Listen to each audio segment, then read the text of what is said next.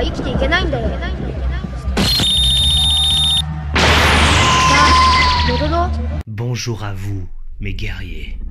Aujourd'hui, je veux vous parler d'un moment passé de ma vie.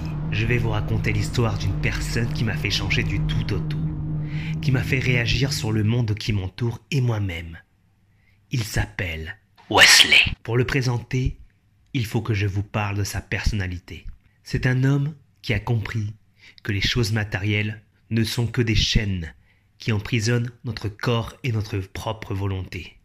On peut dire que Wesley est une personne libre du matérialisme, libre du regard des autres.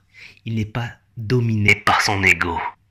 Il est totalement connecté avec l'instant présent et par conséquent n'est pas bloqué dans son esprit, là où la rumination empêche toute progression positive. Il est totalement libre sur tous les plans. On peut dire que c'est un être éveillé. Ma rencontre avec lui a été marquante. J'avais 14 ou 15 ans, je ne sais plus. Je me souviens que je devais aller à une fête. En sortant de chez moi pour m'y rendre, je me suis mis à cogiter et à devenir de plus en plus nerveux. Car à cette fête, il y avait une nana qui me plaisait beaucoup à l'époque. Et forcément, j'avais peur de tout faire foirer avec ma timidité.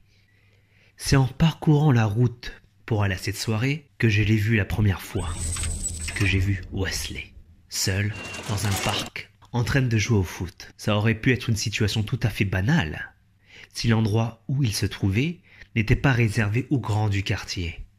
Car selon les règles, personne avait le droit d'aller sur ce terrain, sauf eux, sous peine de se faire fracasser la tête. Pourtant, Wesley, lui, il était là, nonchalant, à faire des tirs et surtout à rigoler tout seul. Forcément, ça a fini par attirer l'attention des plus grands, et ils ont commencé à se rendre sur le terrain. Je me souviens qu'à ce moment-là, un gars a commencé à gueuler sur Wesley, en lui disant de vite se barrer. Wesley l'a regardé, l'air de dire « Je m'en tape de ta gueule ». Et il a continué à jongler avec le ballon avec son air insolent. Le mec est arrivé vers Wesley et a commencé à le pousser, et Wesley est tombé par terre. Là où d'autres auraient abandonné et se seraient même excusés, Wesley lui s'est relevé, a pris son ballon et a commencé à dribbler avec facilité le gars qu'il avait mis à terre. Par fierté, ce type s'est mis à courir après Wesley qui s'est arrêté d'un coup pour tirer son ballon en plein dans la figure de l'autre. Il a vite récupéré son ballon ensuite et il s'est mis à courir dans ma direction en me disant que j'avais intérêt à courir moi aussi. Je me suis retrouvé à courir avec lui sans vraiment savoir pourquoi. Bon, je le savais un peu, mais pourquoi est-ce que j'ai décidé de courir avec lui? Une fois assez loin, on a discuté un peu, et je lui ai demandé comment il faisait pour pas avoir peur. Comment il a fait pour ne pas avoir peur de ces types? Je dois dire que sa réponse m'a surpris, mais c'est resté ancré en moi. Il m'a dit « La peur, c'est juste un choix ». À partir de là, j'ai compris que ma timidité était simplement un choix que j'avais décidé de faire.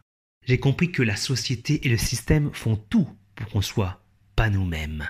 Mais que si Wesley, lui, était lui-même, je le pouvais aussi. Il est finalement venu à ma fête avec moi. Ce gars me donnait la confiance qu'il me manquait.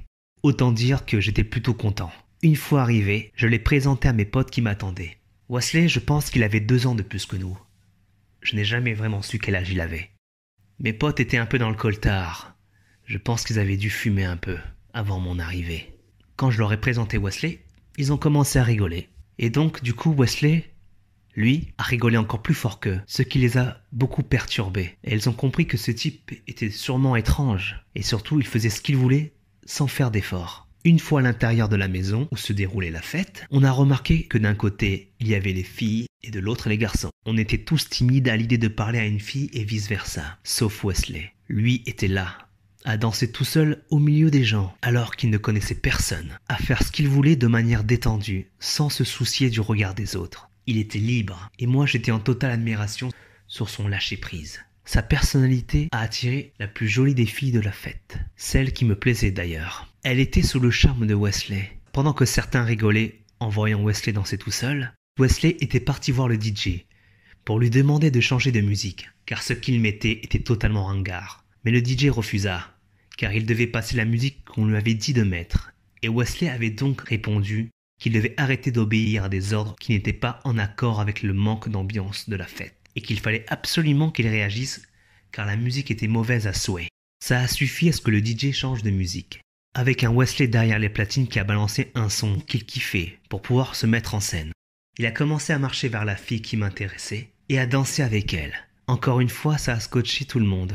Il a fini par embrasser la fille qui me plaisait juste avant de me dire qu'on devait se barrer de cette fête de merde. Inutile de dire que j'étais totalement en colère contre lui. Je lui ai demandé pourquoi il l'avait embrassée, qu'elle aurait pu le repousser en plus.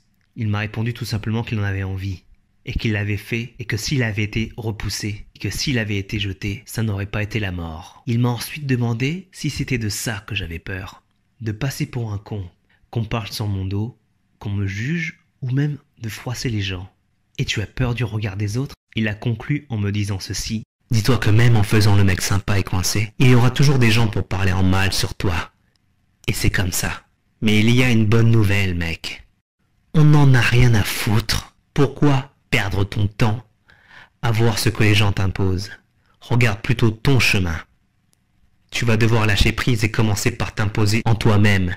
Et comme ça, je n'aurai pas à le faire pour toi. Il m'a dit qu'il devait partir et il a disparu. Depuis ce jour, je ne l'ai plus jamais revu. Mais son discours m'a laissé dans la plus grande des réflexions sur moi-même.